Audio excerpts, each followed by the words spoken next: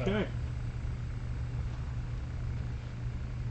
All right, we're ready to get started on our Genesis 11 study for the night. Yeah. And we'll go ahead and open with a word of prayer. For those who are watching online, again, if you're on Facebook, I will try to look at the app to see if you ask a question. So feel free, if you're watching and you're on Facebook, post a question if you have one. But, let's go ahead and start with a word of prayer. Father God, we thank you this evening for your love and your mercy and your grace. And Father, we do look forward to the rapture, as we joked about earlier, longing for it to happen right away. And it's in your word and tells us to do so. And so, Father, we thank you for that promise and that hope that we have, that we will be taken up to glory and get rid of these bodies and get rid of the evil, present evil age. And so we thank you for the promises that we have. We thank you for your word. We thank you for those who love to study. And so I pray your blessing on this study. May we use the information here to realize, that you're a God who is involved. You're a God that hates sin. And you're a God that wants man to look to you for the answers, and not try to come to our own conclusions. And so, Father, bless this study and this time that we have. It's in Christ's name. Amen. Okay, Genesis chapter 11. If you want to turn there. Most of us, if you think of Genesis chapter 11, you're thinking of the Tower of Babel. You're thinking of the confounding of the languages. You're thinking of Babylon and Babel and Nimrod and all of these types of things. And we see not only that, but we also see that we're going to go from the line of Shem, basically at the end of chapter 10, and the end of the chapter is going to take us to Abram. And so there's a lot really in Genesis chapter 11 that would do us good to really understand what's going on. The chapter begins, talking about chapter 11, the chapter 11 begins with man trying to unify mankind, which God does not want.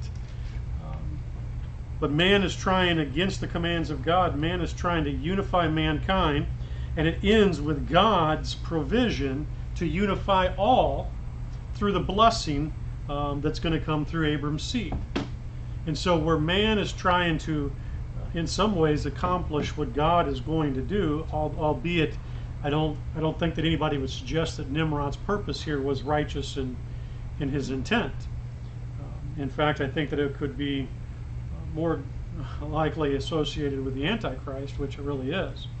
But again, the beginning here, you're going to see man trying to unify mankind against God's command, and at the end, we're going to see God promising a provision to unify all through the blessing that's going to come through Abram's seed. And in chapter 11, it really links you and I, it links us both, all the way back to Adam and Eve. And the reason I say that is because that even archaeologists today, they will go to this land where all this takes place, what this is going to call the land of Shinar. Scientists today, people today, would call that land back then Mesopotamia.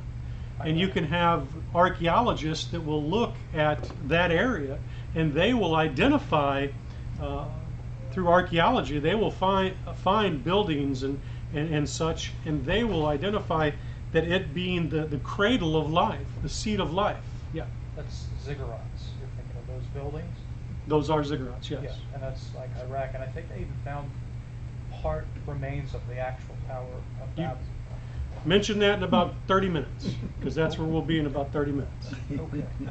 Sorry, got a little ahead of myself. Yes. You know what? I can't blame you for getting ahead of me, because I get ahead of me. So don't apologize, but you're exactly right. We will be talking about ziggurats later, because that's really what the Tower of Babel is a ziggurat. And so this land of Shinar that the Bible is talking about is Mesopotamia. It is that Middle Eastern area, not so much Israel, but is much more of Iraq, the Persian Gulf, those areas right there. And one of the reasons we have a clue to that is how the Tower of Babel is made. But again, I'm getting ahead of myself. So, but again, so we can see that mankind today, science today, would connect man today all the way back to this period. The Bible connects that period all the way back, obviously, to Noah, and Noah all the way back to Adam and Eve. And so this chapter, again, links us. This chapter here, most scientists today, atheistic scientists, they'll deny the events of the first 10 chapters of Genesis. Even though they'll deny chapter 11, it's basically they're reinterpreting what's there, but they don't deny the existence of these types of things, that building ziggurats. So these places that are mentioned here in the Bible, at Genesis 11 on, really Genesis 10, we can see those, like I said, in archaeology today. Genesis 10, like we talked about last week, there's over 70 nations that are mentioned that comes out of the groups that are mentioned in Genesis chapter 10.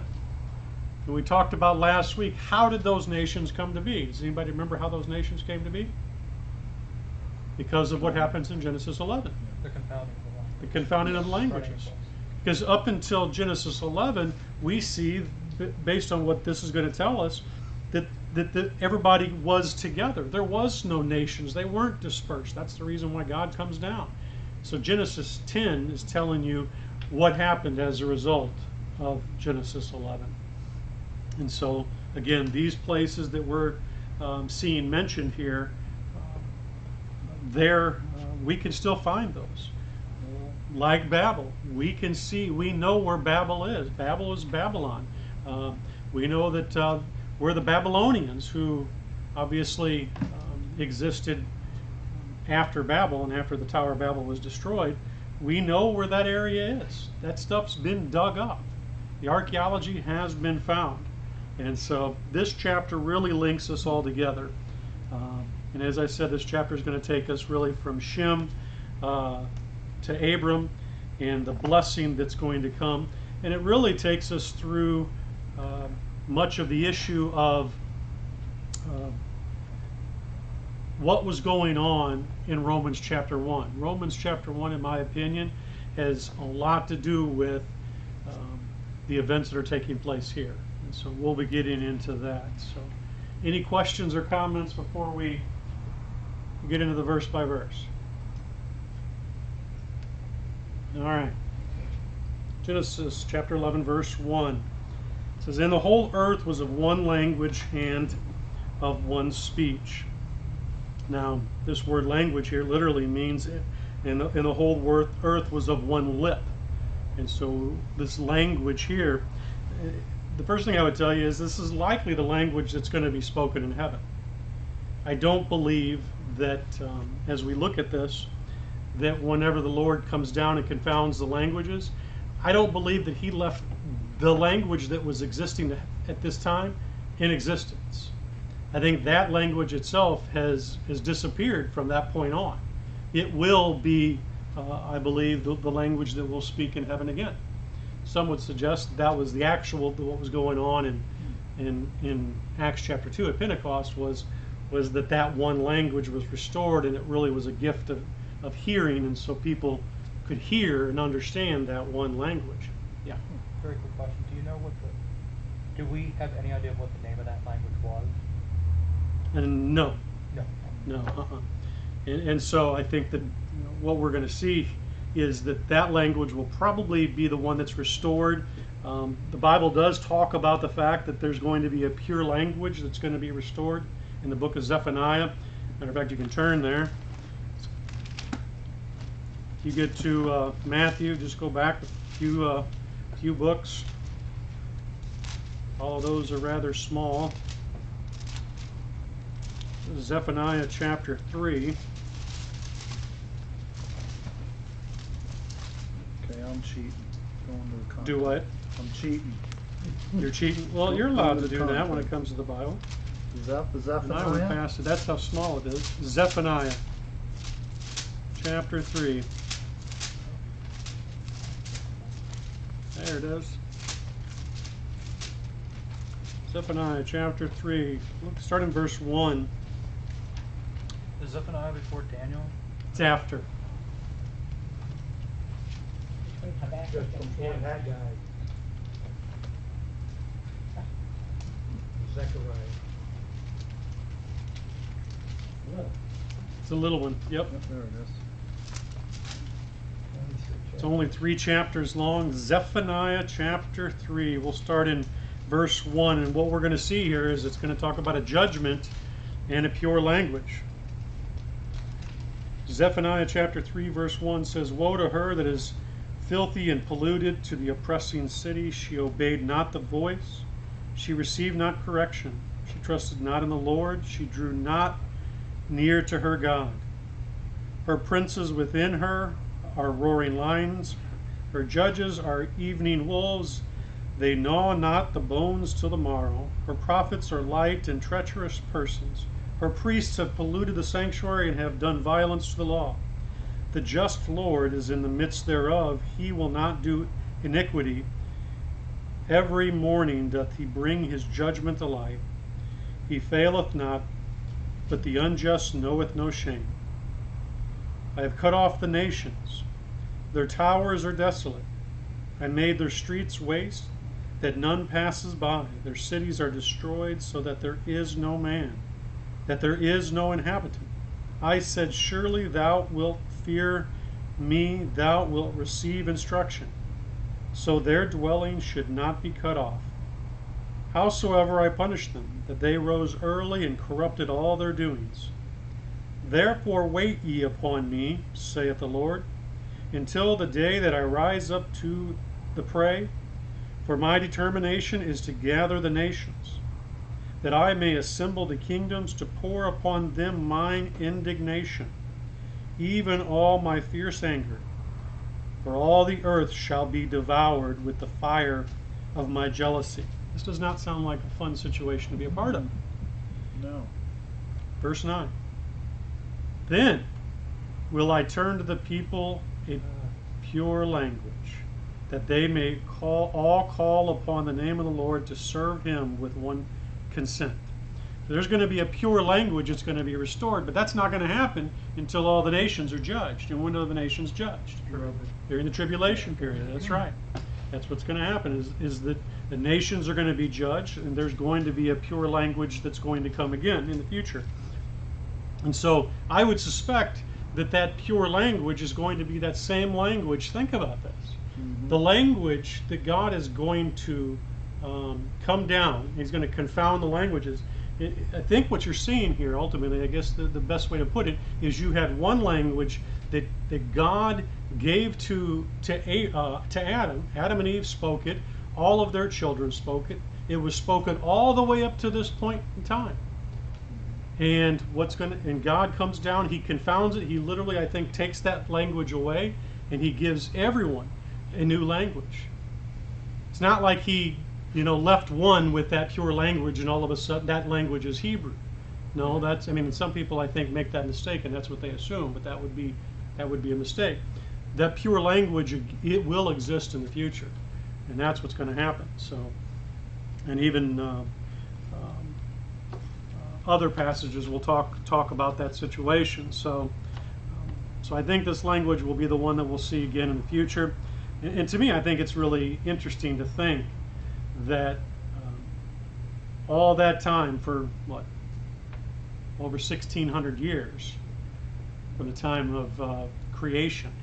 So from day 6 all the way until this point, that was the same language that was spoken. And it's gone for the time being. I think that's pretty interesting, if you ask me. So, verse 2. And it came to pass, back to Genesis 11, by the way. And it came to pass, as they journeyed from the east, they found a plain in the land of Shinar, and they dwelt there. Again, notice a couple things that you should take notice of here is that they're coming from the east, so that means they're heading which way? West. West, exactly. And so it would What we do know is that the ark rested on the mountains of Ararat, and assuming that those mountains, not because the Bible doesn't say it landed on the mountain of Ararat, it says the mountains of Ararat. Assuming that those are the ones that we know of exist, they would have come south and they would have headed west, and in that general direction, that direction is where you would find the Persian Gulf area. You would find Iraq, that area, and so take notice that's what's going on here. Is they're going to head to the east, and they're going to go to the land of Shinar. And the land of Shinar, if you compare it back to Genesis 10, verse 10, we see it mentioned there, talking about the kingdom of Nimrod. Well, let's start in verse 9. It says, "And he was a mighty hunter before the Lord. Wherefore it is said, even as Nimrod the mighty hunter before the Lord, and the beginning of his kingdom was Babel, and Erech, and Akkad, and Calneh, in the land of Shinar." And so we can definitely tell that those places are in the land of what? Shinar. So those places that we see, so Babylon, the Babylonian area, that is in the land of Shinar. And the land of Shinar has to do with those two rivers, the Tigris and the Euphrates. And so, which apparently, I guess the common sense approach is that those rivers were named after the rivers that existed before. I mean, before the flood, there was the river Euphrates and Tigris. And so, but keep in mind, after the flood itself, the world changed. It was unrecognizable, and so when they come down and they see rivers, it makes sense to name them after the rivers they knew of before. So yeah. Just a quick comment. They actually think that, and again, Day isn't one geological expert, Yeah. thinks that the actual Garden of Eden, despite the flood shaping the earth, is actually underneath the Persian Gulf. Because the Tigris and Euphrates meet, and then these other two mysterious rivers that have never been found, they think are now dry beds in Saudi Arabia, and if the four come together, they would meet at a center point at the Persian Gulf. So that's what they think. And where the Garden of Eden is, no one will find, because It was destroyed. you won't recognize it. The simple truth is, because it was destroyed in the flood. Yeah. So if you happened upon it because you walked there, or you happened upon it because you were in scuba gear, you wouldn't know it. The only thing that we know about it is the names of those areas, and those areas that existed before the flood. So whenever the tsunami hit the Philippines, or the tsunami hit all those areas and they killed 500,000 people, that destruction comes nowhere close to what the flood did. Those places became in many ways unrecognizable, but in some ways still recognizable. But imagine when the flood happens, everything becomes unrecognizable. In many situations, and most biblical scholars would suggest that up until this time, up until the flood, there wouldn't have even been mountains. Up until this time, there wouldn't have been oceans, because as we talked about before, all of the earth was together.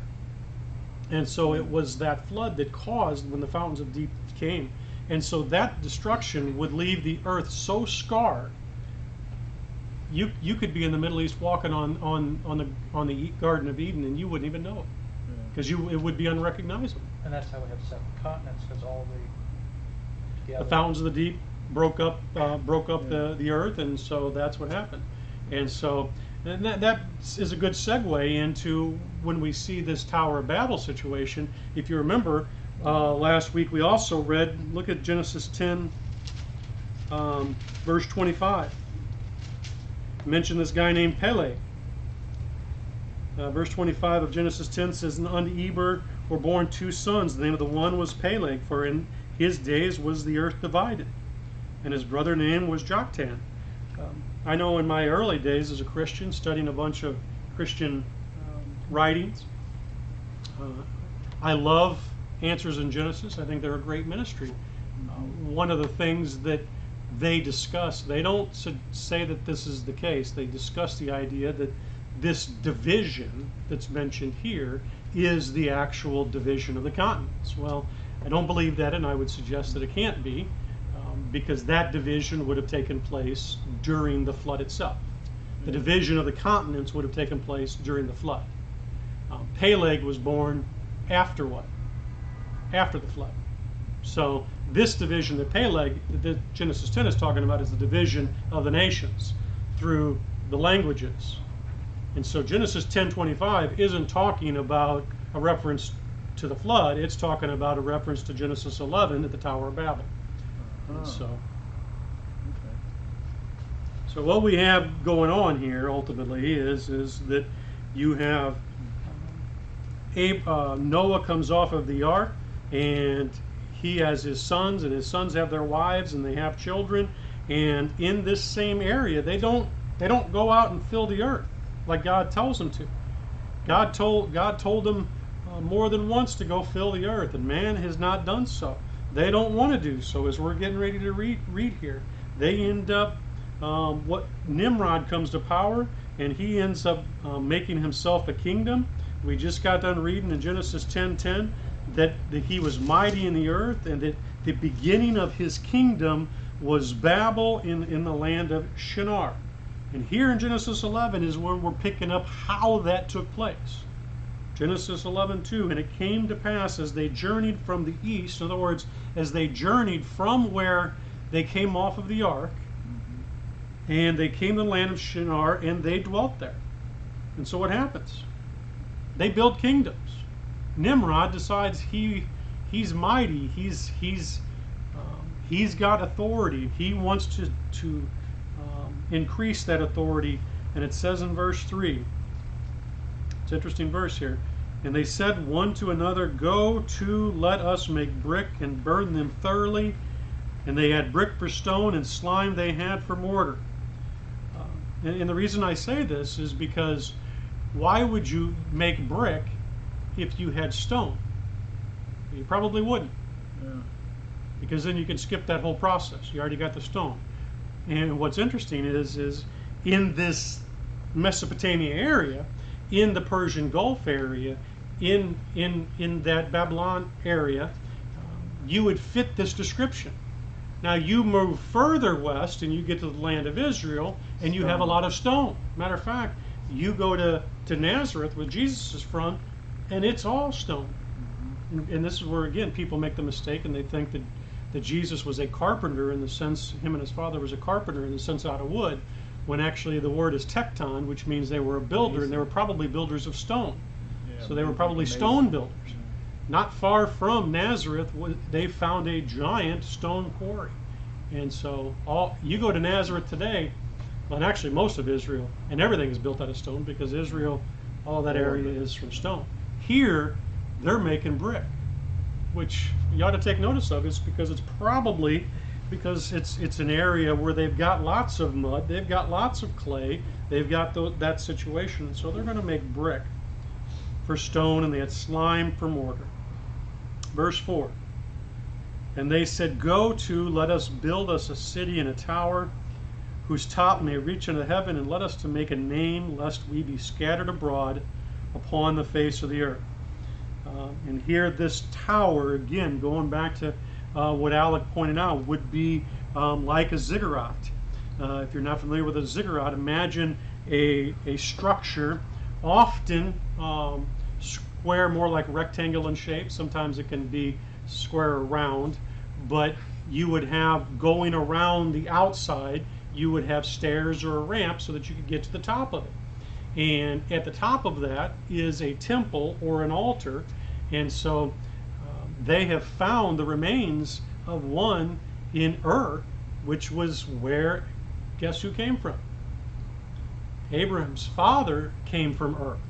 And so they found a giant ziggurat from the town there. Ziggurats were very popular back in that time in Mesopotamia, and they were quite often built. And so where did they get the idea for those?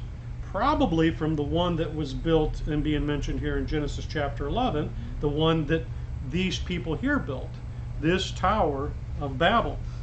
Historians have talked about seeing the remains of the Tower of Babel, and how it was a tower upon towers. And so you would have a ziggurat, and then on top of that another one and another one. And there are those who said that they have seen it. You know, that you're talking 4,000 years ago in their writings, and saying that it was extremely large. And so that's what we're seeing that's going on here, is this this ziggurat, this tower that's being built. As a matter of fact, if you just Google ziggurat, you will see pictures of the one in Ur that's been restored. They've restored it and they've built it, and so you can see what one looks like and what it would have looked like at that time. Rather interesting. And so again, you would have these stairways that would lead around it, and an altar on top. But ultimately, what you're seeing here is rebellion by these people. They were told to go fill the earth, and they're specifically saying, no. I want to. You believe your Bible? I mean, the Bible says, verse 4, very clear. Let us do this, lest we be scattered abroad upon the face of the whole earth. And I don't think that these are people who are probably scared of the flood, which some would suggest. I mean, I'm not saying that you wouldn't have some who are ignorant, but if they believed that God might flood the earth again, do they honestly think that they're going to get high enough that they could get away from it? No. And God had already said he's not going to do it. Right. So I seriously doubt that that's what the case is. No, I think that what's going on here is a little bit different situation. We'll talk more about that in a second. And so you see them say, go, let us build us a city whose top may reach unto heaven. Well, here's the thing about that, and this is why I say slow down and read, and don't just read but study. Let us reach up to heaven.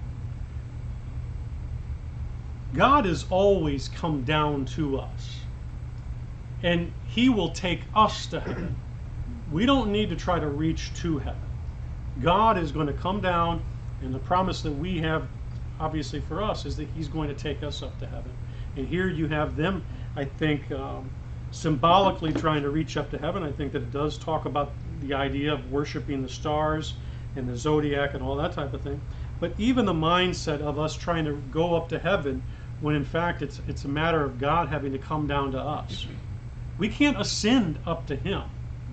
That's what Satan wanted to do. And that's why this whole picture with the Tower of Babel and with Nimrod is a picture of the Antichrist. This idea of trying to ascend. And we can see that this is what's going on here, because what's the next thing that it says? Let us make a name. Well, are they trying to make God's name great? No. Whose name are they trying to make great? They're trying to make their own. Yeah, they're trying to make man's name great, and ultimately, I think Nimrod's trying to make his own name great. But look specifically here at the idea of they're trying to make a name. Well, God had already given them a name. Look at Genesis chapter 5, verse 2. Genesis 5. Genesis chapter 5, verse 2. Male and female created he them, and blessed them. What does that next part say? And called their name Adam, which is humankind, mankind. So God gave man a name. He had already created a name for man, a great name. I mean, if you think about it, in all of his creation, mankind was the crown of his creation. There was no creation as blessed as mankind. Still not today. Yeah. And yet, that wasn't good enough for man. And here we see in Genesis chapter 11, they say, let us make us a name. You see, there's quite a bit of rebellion that's going on in this group of people here. And I think that we'll talk more about that too, but pride is quite a problem with mankind. So they say, let us make us a name. And like I said, they've already been given a name. Man has already been given a name. It says, lest we be scattered abroad upon the face of the earth. Well, before we do that, turn with me to the book of Daniel. Because what you're seeing here, again with Nimrod, Nimrod becomes really a type of the Antichrist, and he's not the last one. He's not the last of these one who's trying to do this, make a name for himself and make a kingdom for himself. Look at Daniel chapter 4. Start in verse 30. Well, let's just do 29. Daniel chapter 4, verse 29. Familiar with the book of Daniel? Where's Daniel at this time? Babylon. Yeah, he's in Babylon, and he's dealing with this guy named Nebuchadnezzar, right? Verse 29, at the end of 12 months he walked in the palace of the kingdom of Babylon. The king spoke and said, and this is Nebuchadnezzar. The king spoke and said, is not this great Babylon that I have built for the house of the kingdom by the might of my power and for the honor of my majesty? You see, I think that what you're seeing here is Nebuchadnezzar is doing the exact same thing that that Nimrod was doing here in Genesis chapter 11. He's saying, although Nimrod doesn't quite get to finishing his tower, God intervenes. But here, what happens? Nebuchadnezzar, he walks around and he's amazed at, wow, look at this great kingdom I have built with my hands. This great kingdom I've done with my power for my majesty. Look at verse 31 though. While the word was in the king's mouth. So in other words, he doesn't even finish saying this. While the word was in the king's mouth, there fell a voice from heaven saying, O King Nebuchadnezzar, to thee it is spoken. To thee it is spoken, the kingdom is departed from thee, and they shall drive thee from men, and thy dwelling shall be with the beasts of the field. They shall make thee to eat grass as oxen, and 7 times shall pass over thee, until thou know that the Most High rule in the kingdom of men, and giveth it to whomsoever he will. The same hour was the thing fulfilled upon Nebuchadnezzar. So what's really going on here? What you have going on here is Nebuchadnezzar's admiring his work and saying, I'm the ruler, I'm the great one. And before the words can even come out of his mouth, a voice from heaven. This is literal. This isn't some made up story. Out of his mouth, someone was. No, out of a voice from heaven. So it's not like a prophet shows up and prophesies against Nebuchadnezzar. No, but is it from the sky, from heaven, or is it through Nebuchadnezzar's mouth? From heaven. The voice comes from heaven. So it's a secondary From heaven. voice. Yeah. So I thought God was literally speaking through Nebuchadnezzar, almost like. no, it says it comes from heaven. Okay. So I think that what you're seeing here is all, as Nebuchadnezzar's saying this, he hears a voice from heaven saying this.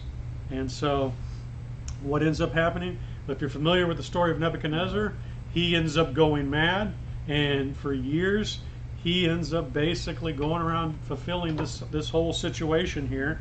And well, let's just finish reading it. So the same hour was the thing fulfilled upon Nebuchadnezzar, and he was driven from men and did eat grass as oxen, and his body was wet with the dew of heaven, till his hairs were grown like eagles' feathers, and his nails like the birds of claws. And at the end of the days, I, Nebuchadnezzar, lifted up my eyes unto heaven, and mine understanding returned unto me, and I blessed the Most High. And I praised and honored him that lives forever, whose dominion is everlasting dominion. And his kingdom is from generation to generation, and all the inhabitants of the earth are reputed as nothing. And he does according to his will in the army of heaven and among the inhabitants of the earth, and none can stay his hand or say unto him, What doest thou? At the same time my reason returned unto me, and for the glory of my kingdom mine honor and my brightness returned unto me. And my counselors and my lords sought unto me, and I was established in my kingdom. and excellent majesty was added unto me. Now I, Nebuchadnezzar, praise and extol and honor the King of heaven, all whose works are truth and his ways judgment, and those that walk in the pride he is able to abase. Those that walk in pride he is able to abase. Nebuchadnezzar understood that his judgment was because of his pride.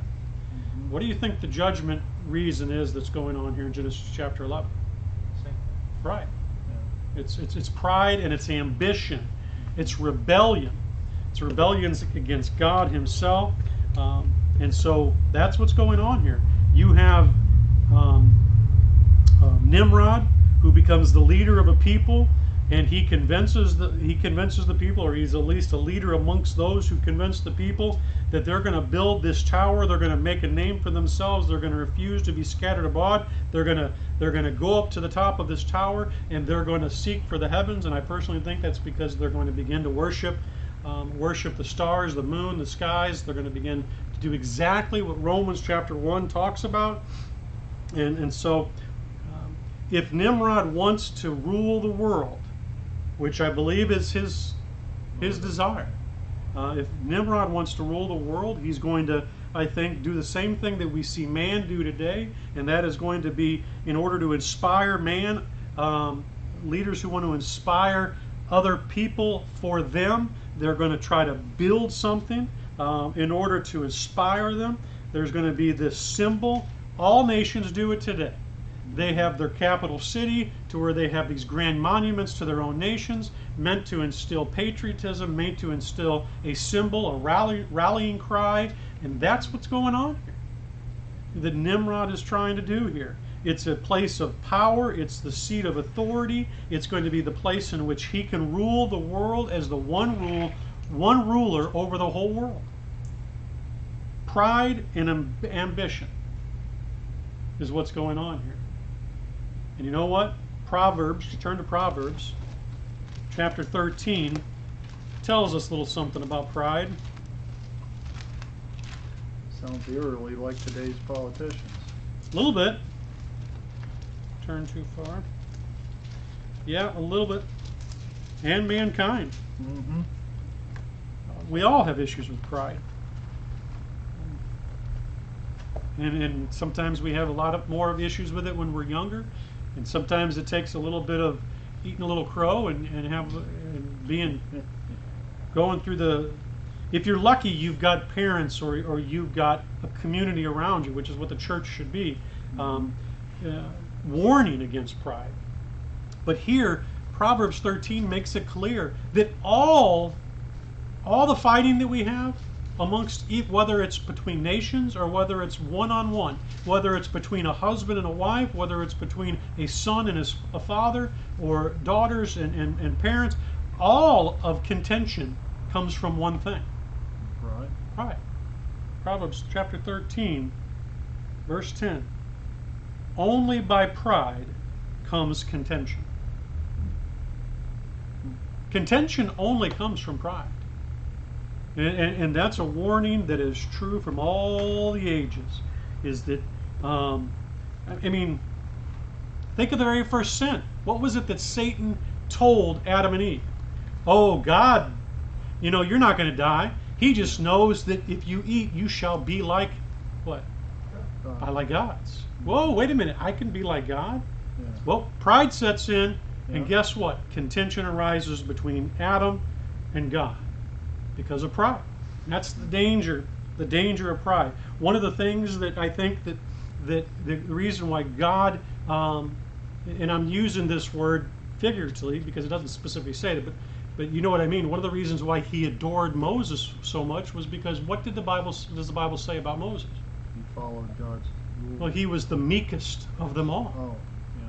Not prideful, humble. Exactly. Yeah. He was a meek person, and so I think that is a trait, and this is why I say before, mankind looks for leaders of the wrong type, the wrong sort. We look for the wrong type of leaders in this world. We look for wrong type of leaders when it comes to making husbands or making pastors or making heads of businesses. Just saying. The Bible is very clear what to look for in a person, and meekness and humility. Pride is not the one thing. We think of pride as a good thing in this world. God does not teach, the Bible does not teach pride as a good thing. No, well, wait a minute, Pastor, you mean you shouldn't take pride in your work? No, you shouldn't take pride in your work. You do all things to the glory of God. You don't do it because you want people to think great of you. You do it because He's called you to do it. So there is even a big difference about taking pride in your work. Because all of a sudden, what happens if you take pride in your work? And pride is the idea, I'm going to do it, because I'm going to be seen. Well, what happens if you're not seen? Then all of a sudden, your pride becomes a problem. And so pride is something I don't think that the Bible ever suggests that we should have. And so, but that's what's going on here in Genesis chapter 11. You got Nimrod and you got this group of people who say, let us go to the top, let us make a name for ourselves, otherwise we'll be scattered abroad upon the face of the earth. And I think that there's a bigger thing that's going on here that is going to take us into verse 5. And I'm going to ask you a question here in a minute. But let's read verses 5 and 6. It says, "And the Lord came down to see the city and the tower, which the children of men built. And the Lord said, Behold, the people is one, and they have all one language. And this they begin to do, and now nothing will be restrained from them, which they have imagined to do." And so the Lord comes down here. And again, we talked about the idea that in here in verse 4, you've got these people, they're trying to reach for the heavens, but yet here we see that God comes down to us. We can't reach the heavens. God has to reach down to us and take us and make us worthy of heaven. Even though, obviously by this point sin has entered the world, man should be fearful. Man should be fearful, as we've seen a couple of times in scriptures, to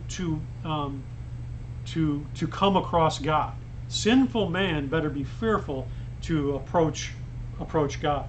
Why do you think even whenever we have the temple, the example of the temple in Israel, or while they were during the Exodus, the way that it was that it was a fearful thing to enter into the presence of God. You better be afraid to enter into the presence of God. Matter of fact, there was only one who was allowed. And unless he was cleaned, what was going to happen to him if he entered the presence of God? Dead. Yeah. And that's a warning to us. And so I think that even through this situations here, we can see the holiness. Holiness means the separateness of God. Trying to reach up to God, you better be thankful that you can't get there because of what would happen if you did. And so Makes sense. yeah, God's going to come down here, and when it talks about nothing is restrained, there is a quote, and most of us are probably have heard it before, that it says, all power tends to corrupt.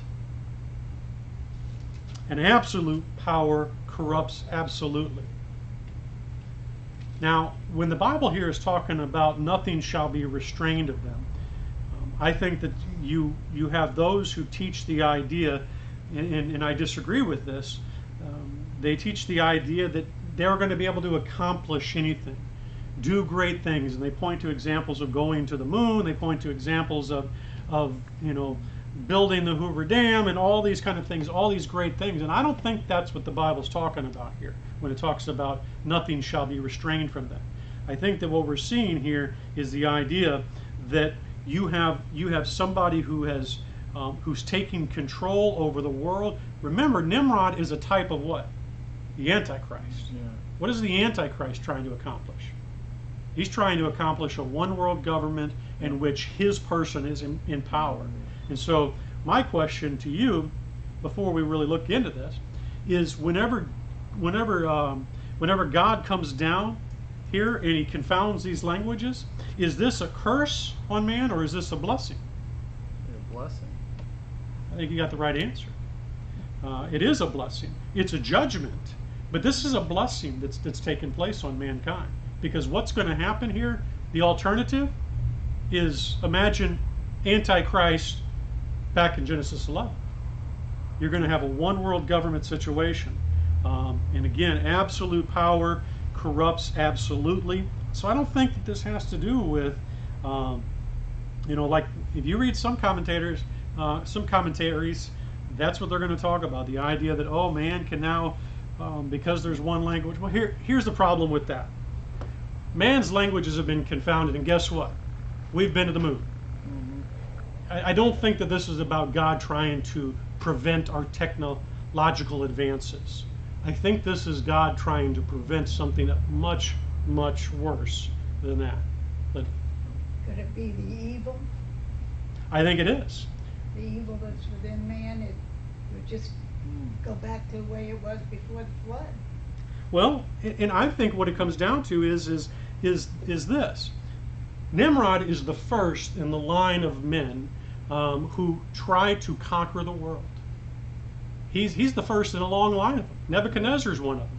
And I haven't even started to name the Assyrian groups. I haven't even started to name, Alexander. What did he try to do? Rule the world. What did Napoleon try to do?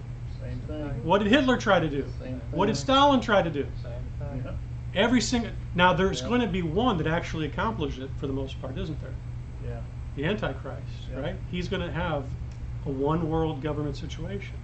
And so that's why I say is this isn't about, man, all of a sudden he speaks one language and nothing's going to be restrained. He'll be able to envision all kinds of great things to invent. No, this has everything to do with he'll have all kinds of evil things to conspire to do, because absolute power corrupts absolutely. And so God, whenever he sees what's going on here, he comes down and he says, no, Ain't happening. it ain't going to happen. God comes down and he prevents it, and that's why I say what you're having here is a judgment, no doubt, but it is a blessing, not a curse. This is a blessing. God literally stopped this one world government situation from taking place right here in Genesis chapter 11. That's what I see that's going on. You guys can study it for yourself. That's what I see. Yeah. There's actually a couple people you missed. Some of the bottom Yeah. and al-Baghdadi. Okay. Done. There's a lot of them who've tried to do it, tried to do the one world government, and I'm not even going to even tempt you guys to start it's thinking and thousands. seeing if you can name any today that are trying to do that. Yeah. But yeah, I mean that's man's desire. Why? Pride, ambition, is the idea to try to build my kingdom. I want to have my say on the matter. I want to be in control, and this is why, I want a leader who doesn't want to be there. Yeah. You know what I'm saying? Yeah. I don't want a leader who that's what he or she's been trying to do for the last 30, 40 years. Yeah. That to me is a big clue right there. And so I think that's what's going on here is that there's this unrestrained evil. If these people have one language and they don't scatter, because again, when you have the nations, think of this. Right now, when Napoleon wanted to take over the world, well, nations got in the way. Whenever Hitler tried to take over the world, nations got in the way. Any of these other ones we're talking about, even with Alexander, what ended up stopping? Well, his own men decided they didn't want to go any further, but what ended up, if everybody's together, then there's nothing that's going to restrain it. And I think Caesar too under the Roman Empire. Well, sure. But nations get in the way, because why? The other nation says, you're not taking my land. And so when we see in Genesis 10, we have all these nations. And we see in Genesis 11, there's this unrestrained evil of authority and power that's accumulating, and God comes down and he specifically disperses them. There is a check on mankind with nations. And so I think that's really what's going on in this situation. Does that make sense? Yeah. That, to me, that's what I think is the situation. So. All right, verse 7.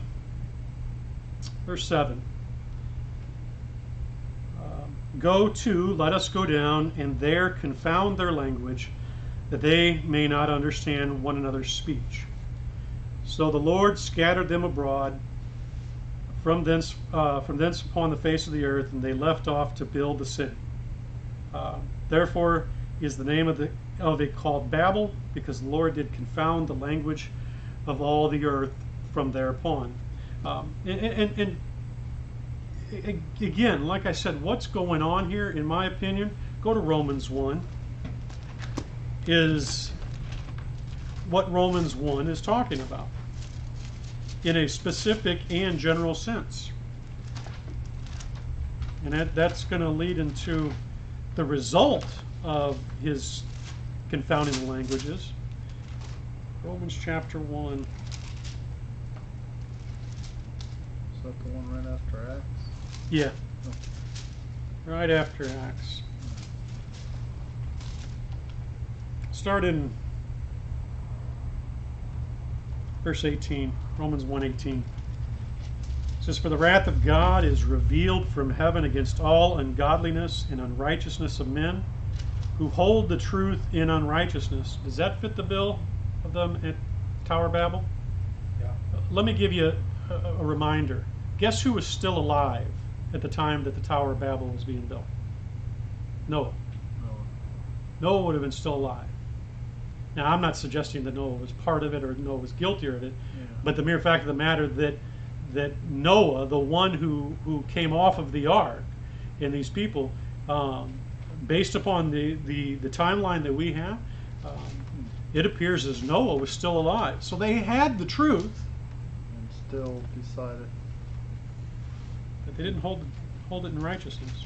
Verse 19, "Because that which may be known of God is manifest in them, for God hath showed it unto them. For the invisible things of him from the creation of the world are clearly seen, being understood by the things that are made, even his eternal power and Godhead, so that we are without excuse." Now this verse here, most people take this statement, "For the invisible things of him from the creation of the world are clearly seen." Most people take that, and I think this is true, that you can see because of the creation that God is clearly there. But I think it's more than that. I think that's true. But I think this verse is more truth than that, where it says, "For the invisible things of him from the creation of the world are clearly seen." I think this verse is also telling us is that from creation, timeline-wise, forward, he has been clearly seen. And man is without excuse. And so there's no time in history, there are no people in history in which the evidence of God has not been clearly seen. So it's not just talking about the creation itself making it clearly seen. This verse is also talking from the creation forward. He's been clearly seen. And I think that we can tell that from the next verse, but just keep in mind. So that would include that those are the Tower of Babel. So from Adam forward, all of mankind it's been clearly seen. God's eternal power and Godhead, so they were without excuse. So when you begin to wonder, what about the people in such and such land and such time, they didn't know about God? Well, then you're disagreeing with the Bible. Because the Bible says that from creation onward, and using creation, nobody has an excuse because he is clearly seen. And that would include like indigenous people in, say, South America or Africa, Philippines today that never, but Right? their ancestors could have told them about it, about God. Well, yeah, in and the not only past. that, this is a striving. Mankind generally always understands that there has to be a God.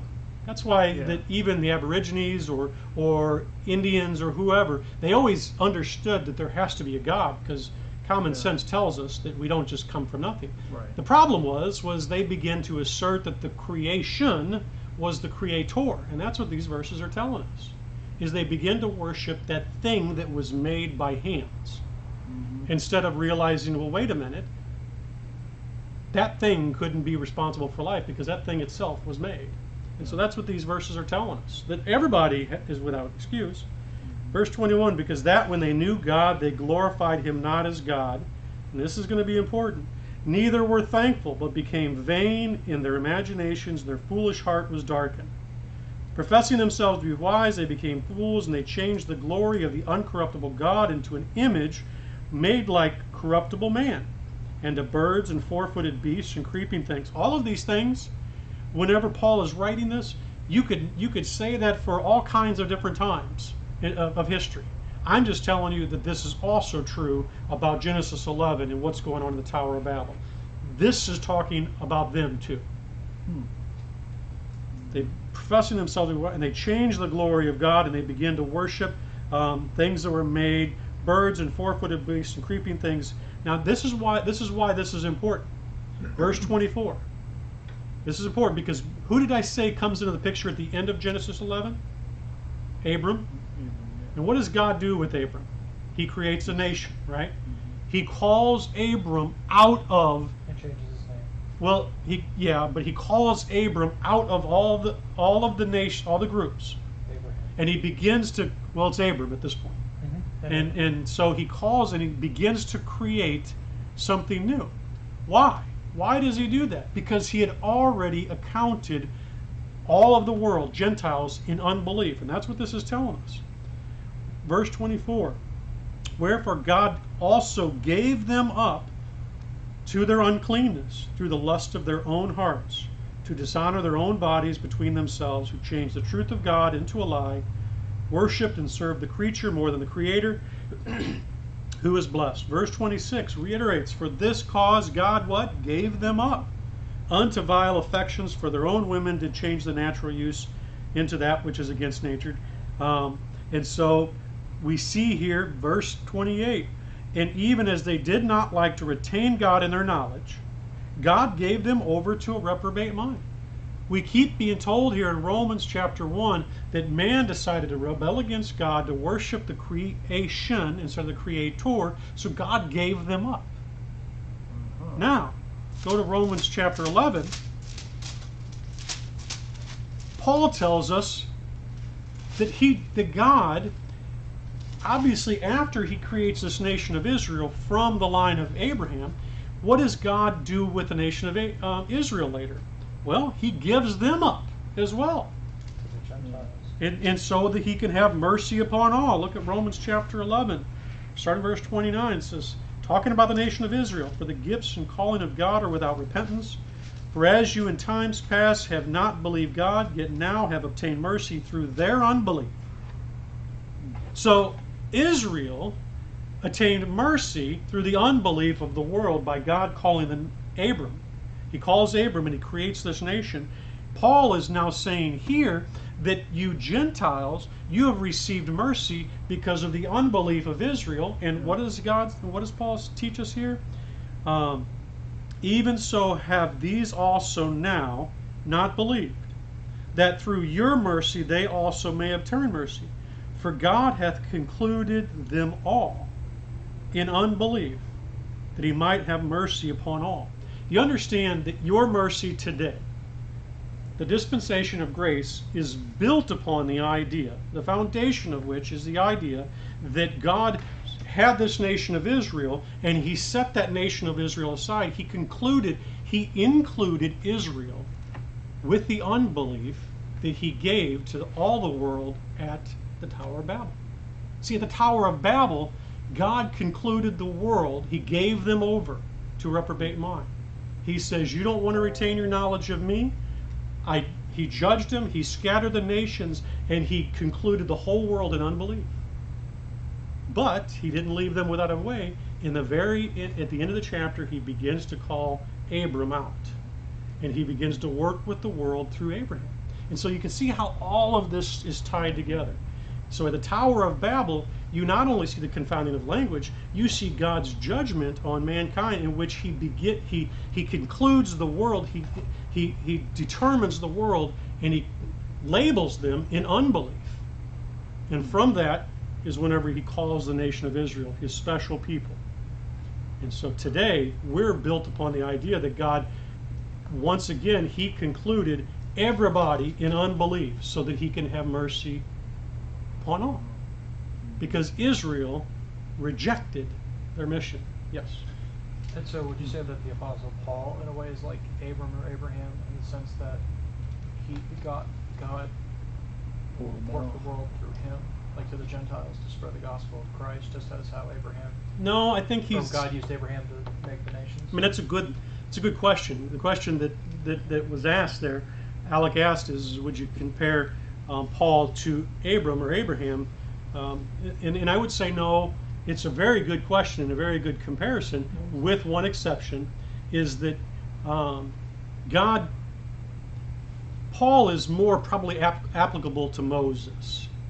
And so, and there's a really good book, and actually, I think I may even taught this here, comparing Moses to Paul. Whereas in Moses was given the law to dispense to the world, Paul was given grace. And so, it's not so much that God has through Paul created a people. I mean, he has in essence through the gospel, whereas in Abraham it was more through his actual lineage. And so that's where you kind of have a problem making the comparison. But there is certainly some similar aspects of it. So Moses and Paul, the Apostle Paul, would be the more. yeah, I think that's often the better understanding. So, but there's certainly parts to both that you could use. So in essence, to finish up for the day, Genesis 11. Again, we'll pick back up in verse 10 next week. And so what we're seeing here is that God is judged, really, because at this time, the whole world is here. They haven't scattered. You don't have, people in China. You don't have people in South Africa. Everybody is in one place. This is why we know that if Noah was alive, guess where he was at? Israel. Well, here, the land of Shinar, yeah. Shinar. So, anyway, any other questions or comments? All right, we'll pick up, like I said, the generations of Shem in verse 10 next week. So. I learned a lot today. Wow. It got deep. Pretty good. Well, good. That's what I come here for.